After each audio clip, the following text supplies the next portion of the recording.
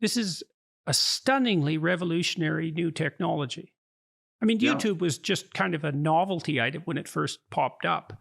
But the fact that everyone is now a video producer and a sophisticated video consumer, it changes the world in ways that have only barely begun to manifest themselves. And we certainly don't understand it because the technology runs way faster than our understanding of its consequences.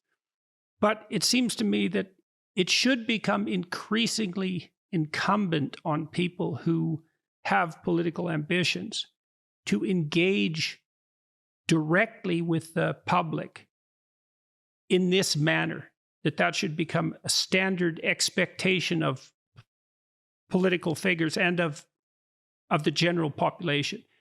Because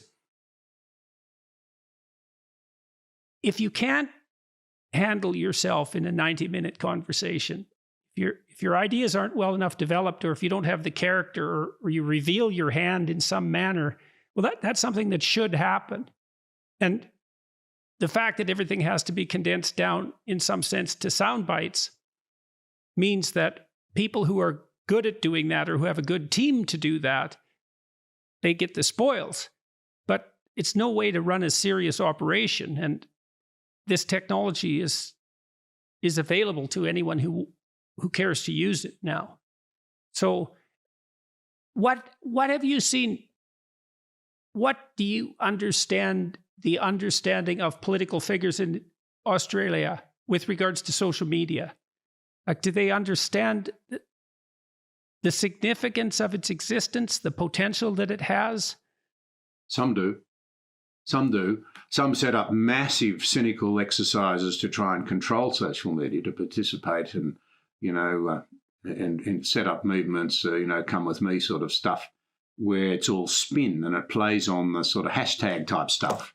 Mm-hmm. But then at the other extreme, I have been delighted and amazed at the number of people right up the political scale who listen to the conversations that I've held. And to go to the Parliament House and have a senior person from the other side of politics to the one that I was involved with, and it's happened several times, come up and say, gee, I enjoyed your podcast.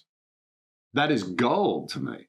And then to know that there are several cabinet ministers who often tap in, particularly if I talk about defence, or if I talk about the sorts of things that you and I talk about.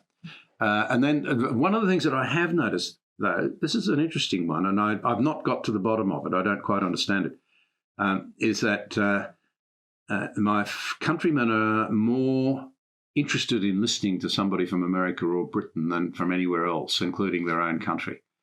So a couple of the most important conversations that I've done, or quite a few, on defence, with our former Prime Minister, who is now the father of the nation in many ways and was widely seen that way. And yet there's relatively thin interest talking to, the conversations that you and I have had. This is actually the fourth, and it's very kind of you to have me as a guest.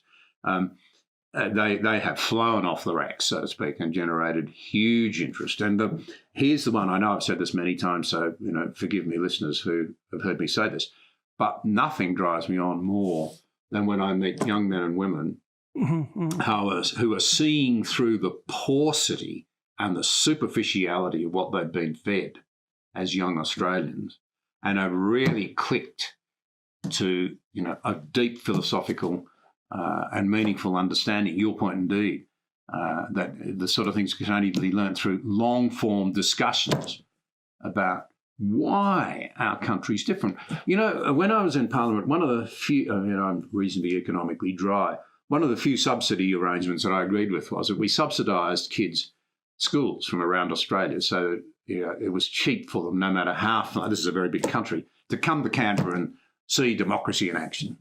And I always used to look forward to meeting with them. It was always fascinating. So we'd have a discussion about the Parliament House and its endless corridors and the chambers and the Prime Minister and all of these sorts of things.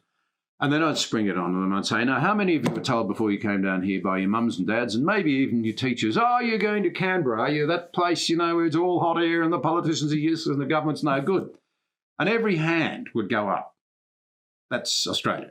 You know, we were once healthily sceptical. We're now downright cynical, I think, about our political processes and the people in them. But if you then said to them, okay, so if the government's making a mess of it, you name me a country that you'd like to live in preference to Australia. And occasionally someone would say America, or they'd say Canada. They might say New Zealand. They'd say they're all democracies. And then we'd talk about the differences. And of course, it had never hit them. And once you start to unpack that stuff in the sort of conversations that you and I so enjoy, because I enjoy them enormously, there's a lot of people that tap into it and say, gee, that's interesting. That's really got me thinking. And was it Margaret Mead who said, you know, societies have often been changed by just a small group of people getting together and thinking things through. Indeed, that's the only way societies have ever changed. And so what drives me on is the hope that whether they agree with me or disagree with me, even if they come out in a different place, if these conversations that we have help raise up tomorrow's leaders, well, boy, we're going to need them. And they'll have to be people of vision and courage and of insight. And nothing struck me more than that first conversation where you had, and you were quite emotional about it, you said that you'd been in Melbourne and you'd had some young men there who had responded positively to what you'd said. And you just said they just need a little bit of encouragement because they're not getting it. And they're not. I've never forgotten that moment. And I resolved at that point because you're so open and you make yourself vulnerable, and that must be very costly at times, that I would seek to do the same. So I've done that several times consciously. As a result of that first conversation, I've opened up more about me in the hope that that's useful for young people. And if others want to criticise me, if older people say, oh, we wouldn't have said that in our day, dear, or whatever, so it doesn't matter. If there's one person out there, and I know there's more than that because I've met them, who have been impacted and have thought things through and put down some foundations that they otherwise wouldn't have, well, it's all been worth it. Thank you for watching this episode. We appreciate your support.